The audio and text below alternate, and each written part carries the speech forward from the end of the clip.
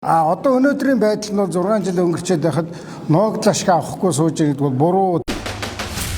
Тийм учраас энэ одоо манай иргэдийн хэлээд яриа тэмцээд байгаа зүйл бол зөв зүйтэй. Энийг харин засгийн газар үгүйсгэх биш, харин иргэдээ хүлээж аваад тэдний дэмжлэгтэйгээр энэ оюу толгойн гэрээсээ дахин байхгүй дээ. Гэрээнд нэг том өөрчлөлт орохгүй. Хувь нийлүүлэгчдийн гэрээ гэж компаниудын хооронд байгуулсан гэрээ байгаа.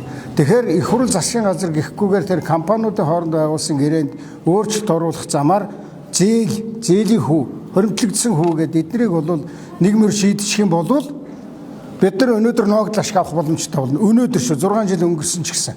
Өнөөдрийн байдлаар оюу толгой бол энэ жилийн үржилсэн дүнгээр бол нэг 5 тэрбум Америк доллар ашигтай ажиллана.